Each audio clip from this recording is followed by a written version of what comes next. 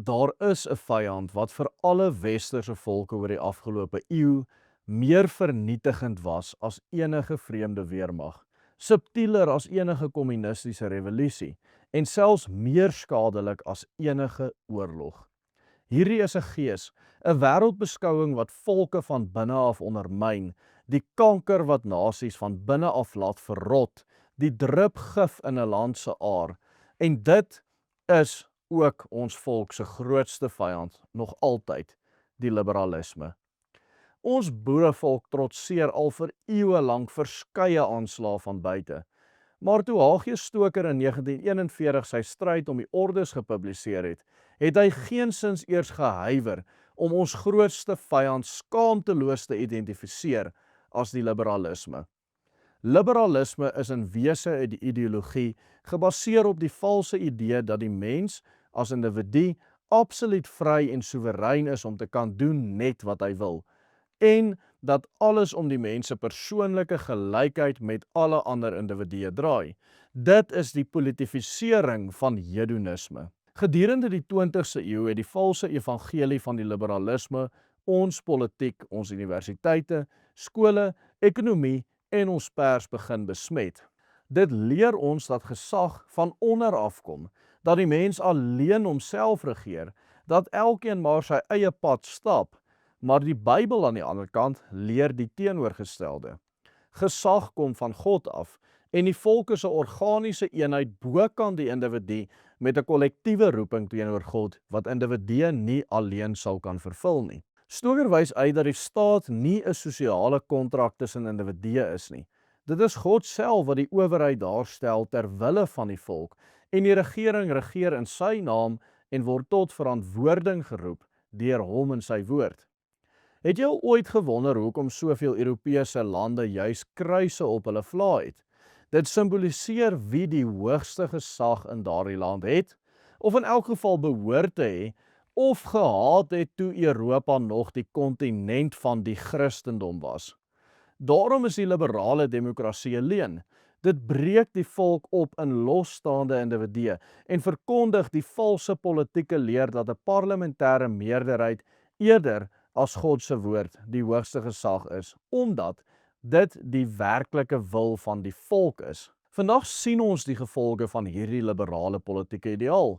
Kokesdwang, omkopery en opportunisme wat die parlement in 'n markplein van belangebotsings verander. Dit is nie regering nie, dis bedekte anargie. Maar liberalisme hou nie net by politiek op nie. In die ekonomie het dit die valse god van individuele wins tot die absolute en allesomvattende doel verhef. Produksie is nie meer daar om die volk te dien nie, maar om aandeelhouers te voed. Werkgewer en werknemer wat eintlik een liggaam binne die maatskappy behoort te wees, word teen mekaar opgestel en die liberale idee van die vakbond het die werksgildes van ouds vervang. Waar daar vroeër in enkele industrieë verteenwoordiging van beide werknemers en werkgewers was, word vakbonde nou 'n maffia wat konflik uitbuit en in die proses die gesondheid van die ekonomie konstant bedreig. Ook die onderwys is gekaap deur liberalisme. Kinders word nie meer opgevoed tot diens van hulle samelewing in ooreenstemming met hulle goddelike roeping in die woord nie, maar tot individuele selfvervulling. Skole meet hul waarde aan bloot sportprestasies en ranglyste, terwyl die kern, karakter, tug, liefde en godsdiens uitgedoof word. En die pers, die liberale pers roem in sy sogenaamde vryheid, maar dit is niks meer as 'n rookskerm om sensasie, verdraaiing en volksverdeeldheid te saai nie. Stoker se oordeel is skerp. Die liberale dwaling verabsoluteer die individu en ontken die organiese samehang van volk, van kerk, van gesin, van gemeente en van staat. Dit vervals die waarheid deur die mens as dit ware op God se troon te plaas.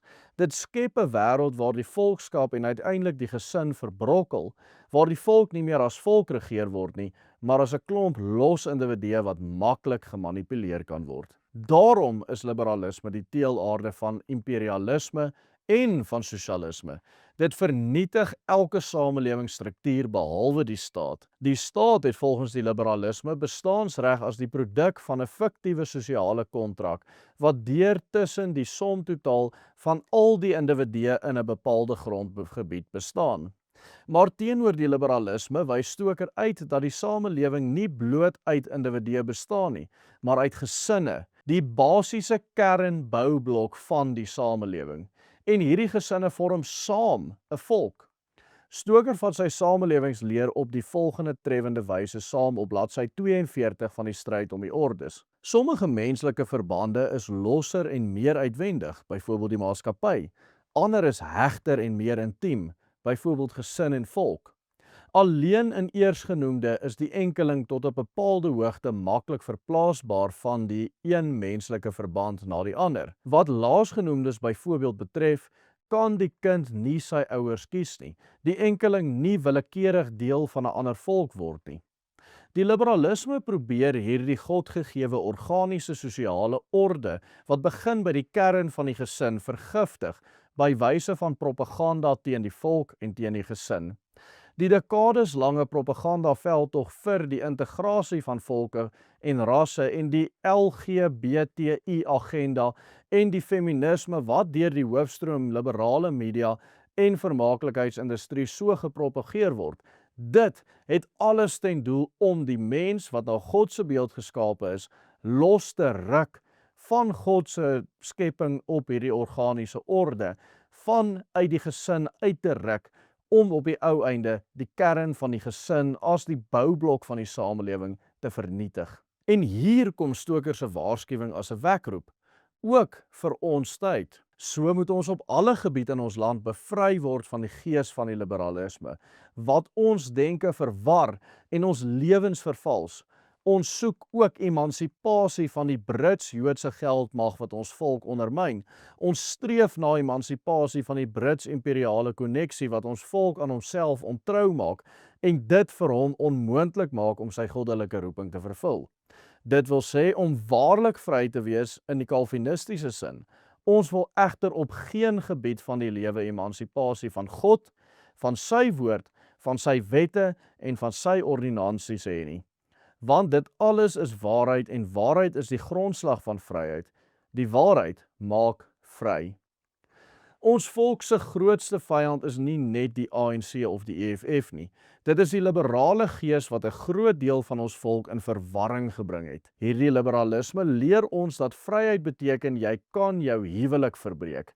Jou kinders kan oorgee aan die staat, die kerk tot 'n persoonlike keuse gereduseer moet word en dat daar geen volkskerk behoort te wees nie.